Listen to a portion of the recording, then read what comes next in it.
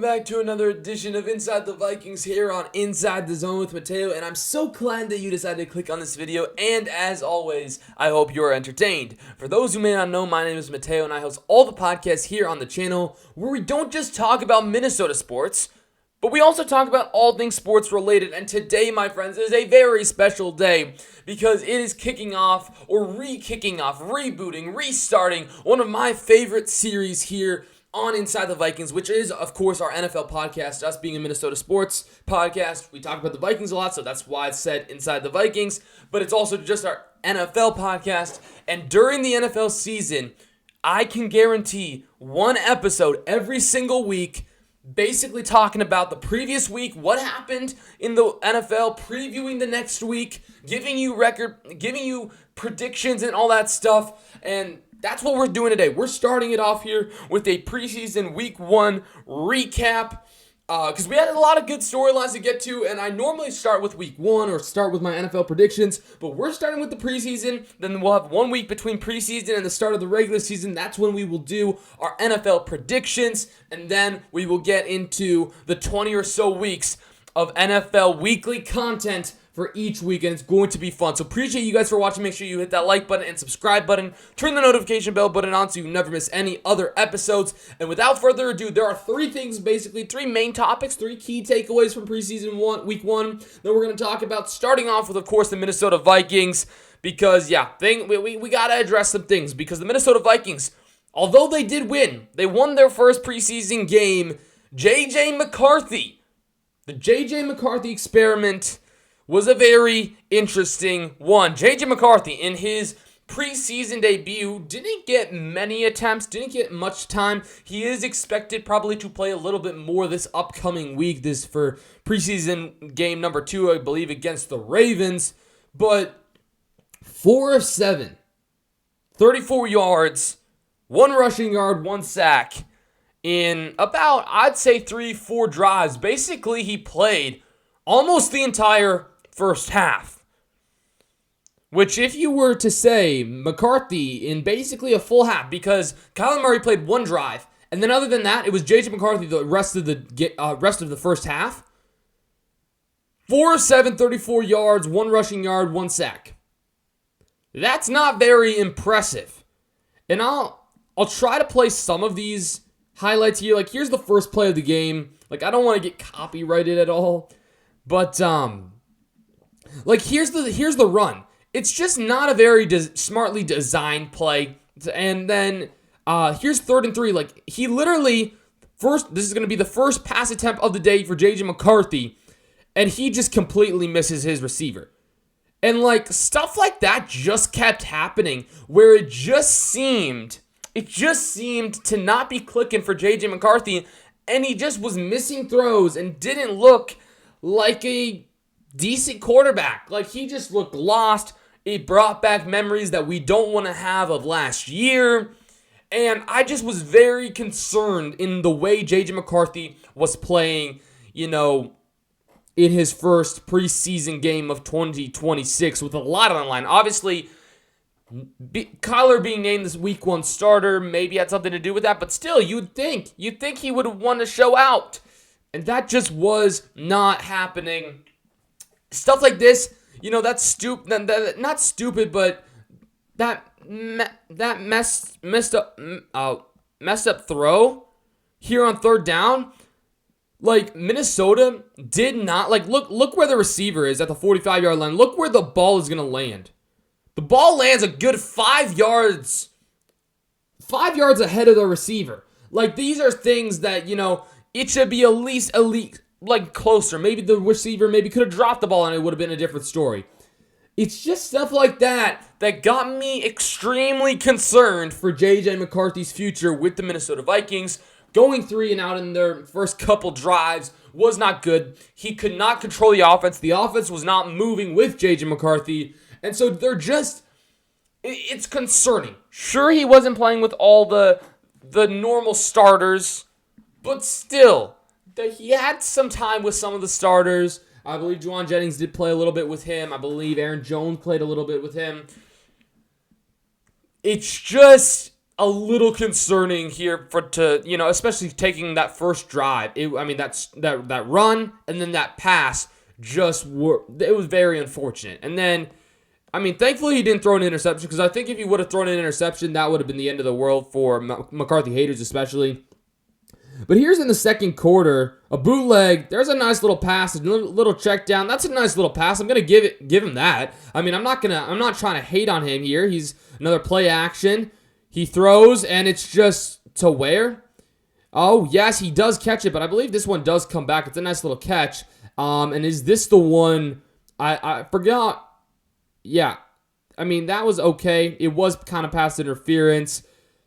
But he just had a very mixed day here. He's rolling out, throwing, and that's just a nice defensive play.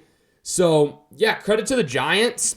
They had some really strong defensive plays, but it's just very simple plays that I was not impressed with for J.J. McCarthy to be throwing. And then that one, the receiver kind of sold there. But 3rd and 20 here, getting pressured. He throws it you could tell he was just trying to throw it away here. Then, still end of the second quarter. He's still playing. 2 minutes left. 3rd and 5. Can he keep them in the game? And he just gets sacked. It's not his fault, though, but he escapes pressure, and then he gets totally sacked. And so that's just kind of how the day went for J.J. McCarthy. Nothing impressive. Sure, he had a couple nice little throws, but nothing fancy. And this is just the thing that I'm concerned about. If he wasn't able to at least throw for 100 yards, at least be able to move the offense a little bit against a preseason roster of the New York Giants. And by the way, the New York Giants, I do respect what they're doing in New York with John Harbaugh and stuff, but they're not one of the top teams in the league, so it's not like you're even playing a top team's backups. You're playing I'd say probably about a 500 level team, a 500 team level defense, if that makes sense. And just what J.J. McCarthy was able to do, or that is maybe the lack of what J.J. McCarthy was able to do, definitely concerned me, while guys like Carson Wentz completely balled out. Carson Wentz, do I have the stats here? I don't know if I have the stats. I might have to just pull this up here quickly. Sorry about that. From Pro Football Talk. Yeah, there we go. So Carson Wentz took 30 snaps, I believe, in the third quarter mostly, and then Max Brosmer played in the fourth, I believe. He completed 9 of 14 passes for 81 yards and a touchdown.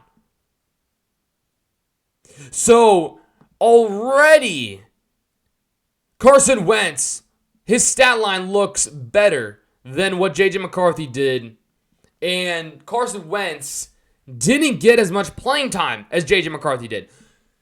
Wentz was able to control the field. Wentz was able to, just move the ball, score a touchdown, the only Minnesota touchdown of the day. So credit to him.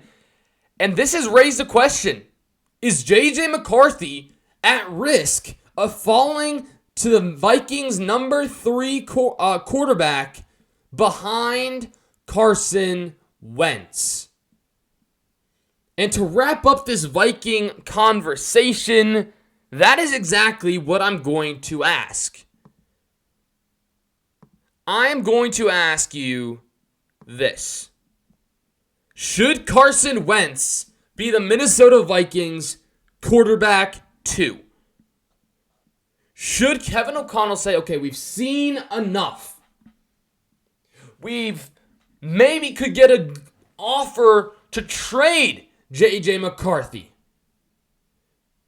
But because Carson Wentz had looked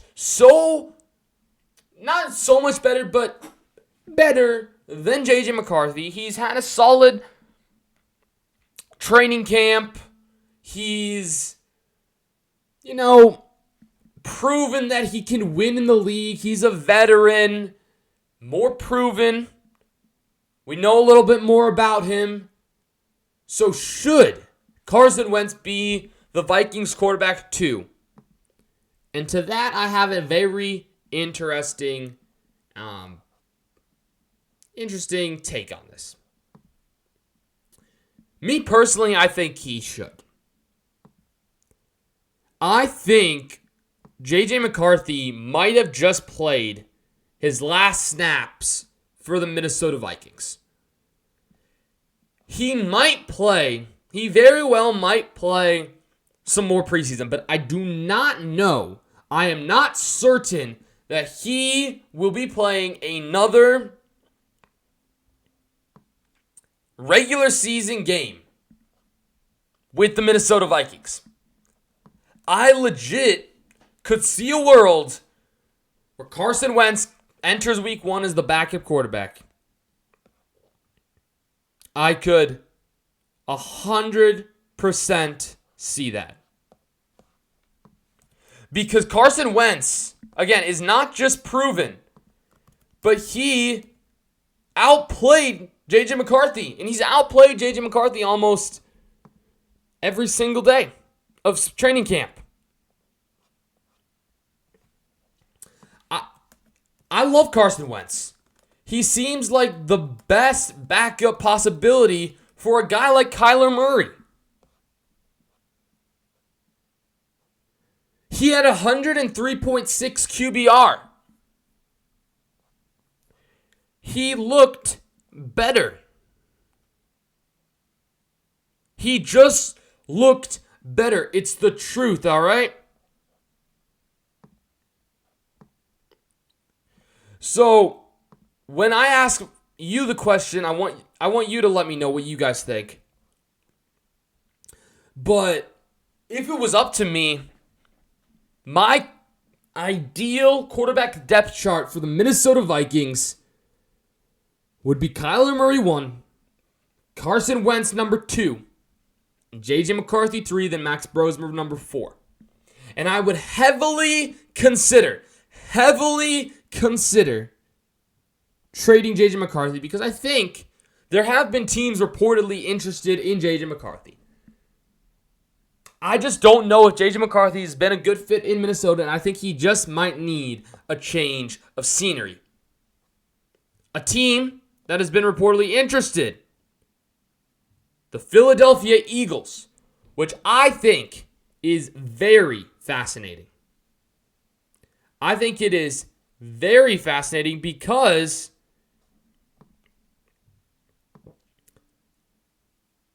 does this mean they're not satisfied with Jalen Hurts?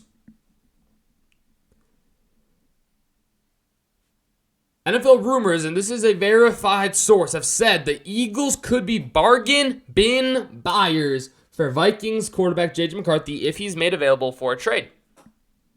Also per Jason LaCronfora. So I think if you get a decent offer, it might make you look a little bit bad. But here's the thing. We already know people say, okay, Vikings, you maybe shouldn't have traded up to go get J.J. McCarthy. I don't know if you needed to do that. It already looks a little bad. So I don't think you can think about, okay, well, if we just trade him, now it's going to make us look even worse. And then what happens if J.J. McCarthy turns into be a stud on Philadelphia? Well, say, good for him. But I think, if for the sake of this team, as we go back to the question, should Carson Wentz be their number 2 starting quarterback or their QB2? I think Kyler Murray and Carson Wentz provide a better chance to win football games than J.J. McCarthy. And sometimes these are the tough decisions you have to make, but I think at the end of the day, they're going to be worth it.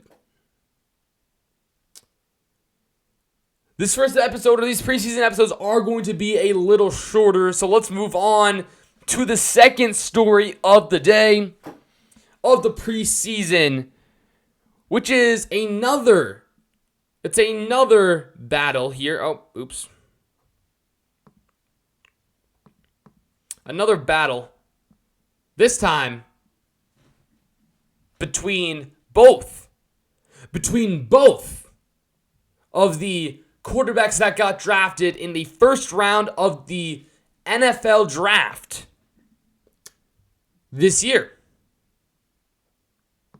Fernando, Mendoza, and Ty Simpson both balled out in their NFL preseason debuts. They did. It's true. Mendoza had a very nice debut for the Las Vegas Raiders. Ty Simpson had a very nice, debut for the Rams.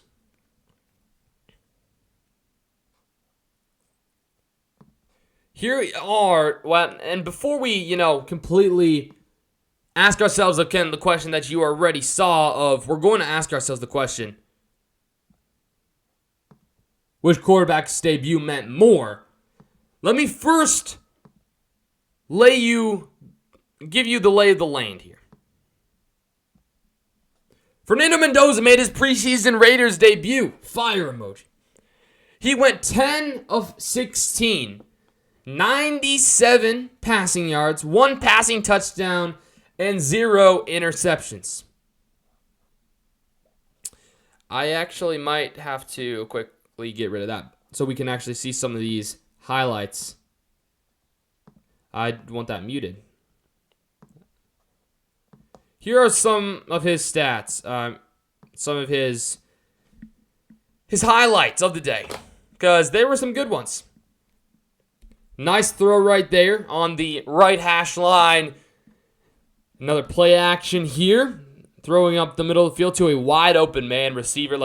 He played most of the second quarter, I believe. He just looked really he's now escaping. He's fast too. He's quick. He's very athletic. So there's just a lot of things that looked good here from him. I just wanted to show you guys this if you guys missed it, especially with the preseason. You never know how much stuff you miss. Check down, bang. And then I believe he does throw his first ever touchdown right here on 3rd and goal. Bam. What a dot. So, a very, very solid drive. I think that was all mostly part of the same drive. It was a very successful drive. And then Ty Simpson also had a very nice, a very sweet, a very intriguing debut. Man, I cannot spell. Ty Simpson, there we go. Why can't I find it? I thought I had it bookmarked. There we go. He did look like a superstar. I think, in a way, you could make an argument that he had a better day. But you could also make an argument that Fernando Mendoza had a better day. Ty Simpson, 21 of 25. 190 passing yards, 2 touchdowns, 125 passer rating. Let's take a look at some stats here. Or not stats, some highlights just so you can get the lay of the land. Nice little check down, dump pass. And by the way, against the Chiefs. Bad snap. But it's okay. I'm just going to swing it. Oh, that's okay. He's a very athletic quarterback. I had not scouted him as much. I think obviously the major quarterback. Oh my gosh! What a touch! What a catch! People were talking a lot more about Mendoza. So Ty Simpson was just. I knew the name. I knew some of his stuff. I had watched some of his stats, but this was really impressive. Just sitting in the pocket, finding open receivers, looking calm under pressure here. 16 seconds left in the second quarter. A nice pass goes out of bounds, stops the clock. 12 seconds left now. Another check down. Obviously, they're able to try to get it into field goal range. A bunch of nice little plays. They get out of bounds. They're going to get one play here. Pressure coming in his face. He's just going to chuck it up, and it's actually incomplete. But then he starts the third quarter, and he's pretty chill. He just continues to complete passes. Again, he threw 25 passes and completed 21 of them. You don't see some starting quarterbacks do that in a regular season game. But, I do know it is a preseason game, but it's sweet. They're just so... There's a nice spring of highlights here for Ty Simpson of just completing passes. And at the end of the day, for me personally, like, when you complete a pass, that says a lot. That says a lot about you as a quarterback. If you can complete passes in a faster paced game, because college football is a little slower compared to the NFL. If you can complete passes coming out of college in this game, because preseason is still fast, I think it shows a lot. But at the end of the day, this is kind of going to be the shorter segment, because then we have the one final segment that's going to, or final storyline that's going to take a little longer to talk about, is which quarterback's debut meant more. And one could say, obviously, Mendoza, well hyped. Everybody was longing to see him play, and then he delivers a nice little showing. But for me, I gotta say, Ty Simpson, his debut means a little bit more because of the disrespect and the questions the media has been throwing at the LA Rams. Because they were saying, well, why the heck? The media was saying to the Rams, why the heck are you drafting this quarterback here when you could have had next season to draft, I don't know, another quarterback to replace Matthew Stafford? But me personally, as I've spoken on about the Raiders, I love what the Raiders are doing with Mendoza. They're not necessarily rushing him to play. I do think he's going to play eventually. I don't think Kirk Cousins is going to be the starter the entire year. But they're not starting Mendoza week 1, or at least for now they aren't. Ty Simpson's not going to start week 1. He's probably not going to start at all unless, of course, Matt Stafford gets injured. So here's the thing. I love this because you're going to get them to learn under a veteran quarterback. Both of these guys are going to learn under great veteran quarterbacks. I love Kirk Cousins. I love Matthew Stafford. They're great guys to learn from. And I think they're going to benefit more from this, from sitting back and watching and learning, still competing, than they would if they were just thrown out in their rookie season. I've said it year after year. I think there's only a select few number of guys that are able, that are good enough, that are talented enough, that are built enough to start out of the college season. I think a lot of teams should not start their rookie quarterbacks, because I think you can learn more from practice than you can from in games, because it can just get overwhelming and your brain can just get all fizzled out and it can do a lot of things to your brain. We're all human. So I love this. But then when that goes back to Ty Simpson, is people are saying, oh, why didn't you do that? You know, you could have drafted a quarterback in 2027. Matthew Stafford's probably going to play another 2 years.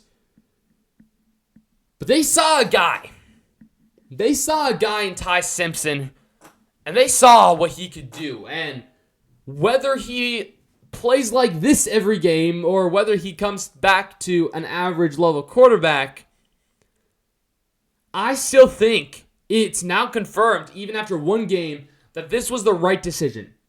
Imagine a year and a half under Matthew Stafford. Imagine what a year and a half under Matthew Stafford and Sean McVay can do for this young man who already seems comfortable enough to compete in the NFL. So when we're asking ourselves the questions, and by the way, let me know the answers to all these questions, because I'm going to have a question for each of these sections, each of these thoughts, each of these takeaways. Which quarterback's debut meant more? Mendoza's meant a lot in the term of saying, okay, he's not going to be he's still capable of, he's capable of worth the hype. He's still good. He can still play. But Ty Simpson, in my opinion, his debut means more because it proves a lot of the media wrong when they were saying the Rams should not have taken Ty Simpson at the 12th or 13th overall pick in the 2026 draft.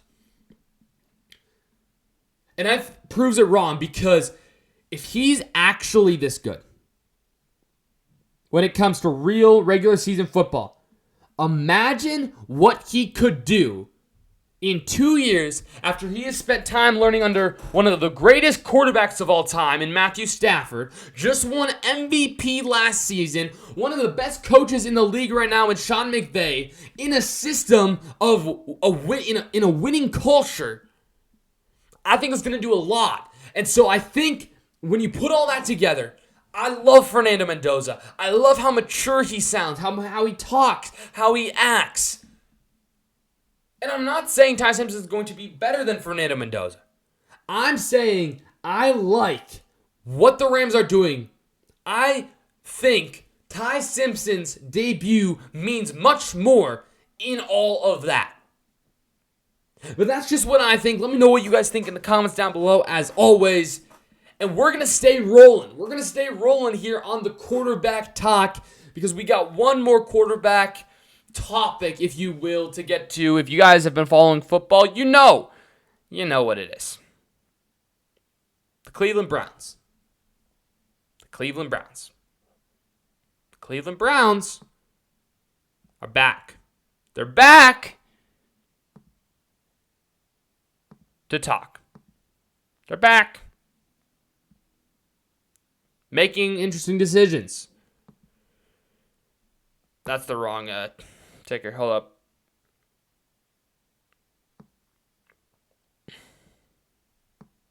What happened? Oh my gosh, are you kidding me? Who should the Browns quarterback one be? That's the question. The Browns are in their own quarterback battle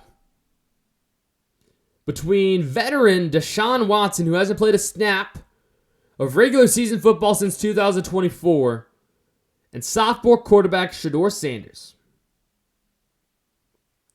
There's been a lot of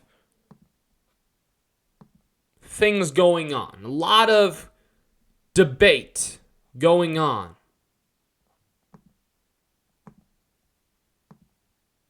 about who the Cleveland Browns should start. And to be honest, it's a really interesting conversation. Because, to be honest, Deshaun Watson and Shedeur Sanders both got to play a little bit in preseason against Chicago. They're going to play again a little bit this next upcoming week in week 2. And it was interesting. It was interesting because I don't think anybody has outplayed anybody else. I don't have stats to back much of my stuff up because they kind of had similar days. Right? They had similar outings against the Bears.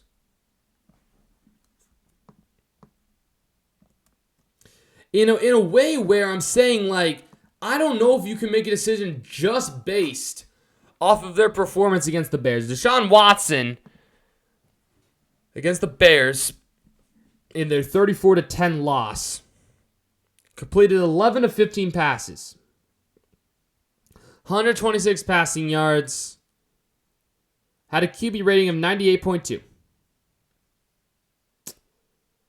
Shedeur Sanders, 6 of 11, 79 passing yards, 1 interception, 39.6 QBR.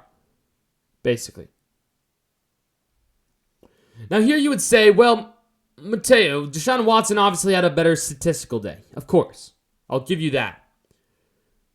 But I would argue that Shedeur Sanders made almost as good of throws, just as many, or if not more, better throws than Deshaun Watson made.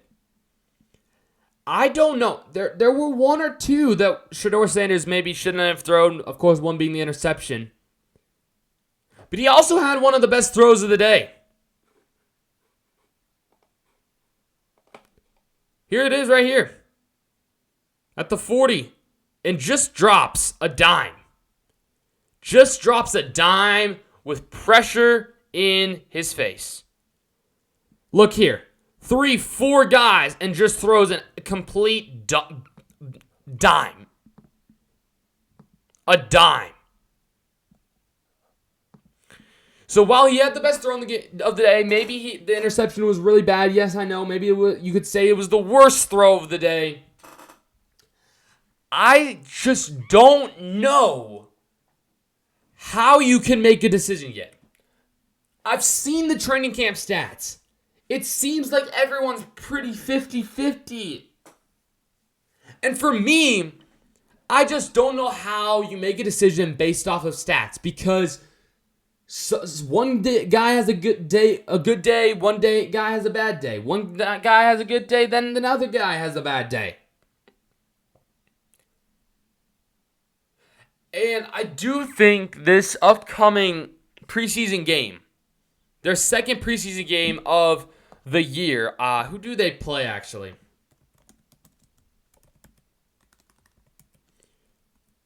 Who do they play? They play the Bills on Saturday. I think that matchup, whoever performs better, is going to probably be the week 1 starter. However, if it was now, here's what I would do. Deshaun Watson hasn't played a snap of regular season football since 2024. He went out not looking great. He looked okay against the Bears.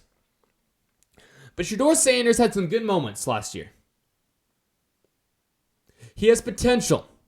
And because he's played already, I don't know if you can just bench this guy because of a guy that hasn't played in basically 2-3 years. It's not like you're bringing in another quarterback. He's been in your system, but he's just been a mess. He's had a mess of his life. And I think we're definitely going to see both of them this year. But if it was me, Shedeur Sanders would be the starting quarterback of the Cleveland Browns. I think he should get another chance. I think he should get a couple games to show what he can do. Even on a team that might not be good, I still think there's potential for Shedeur Sanders. I was super high on him coming into that draft. I was shocked when he fell to the late rounds of the NFL draft. I was shocked. I thought he was going to be a first-round draft pick. I thought then surely if he fell, he would have been a second-round draft pick. Then a third. But his name just did not get called. But now he has a chance. He got drafted and he has a chance. He has a chance to do things that could help his career. And I think he has that potential even on a team as bad as the Browns. And sure, these stats of the first game are not pretty, but he didn't get much time. He had to play with the backups because he was technically the second quarterback because Deshaun Watson got the start. I believe Shedeur is going to get the start here against the Bills. So I think it's going to be very interesting to see what he does, how he performs, how he comes out against the Bills on Saturday. And if he has a bad game, maybe Deshaun Watson ends up being the starting quarterback. But I think if he puts up basically Deshaun Watson's stat line or better, Shedeur Sanders is going to be the week 1 starter for the Cleveland Browns in the regular season in just a matter of weeks. But at the end of the day, I don't know anything.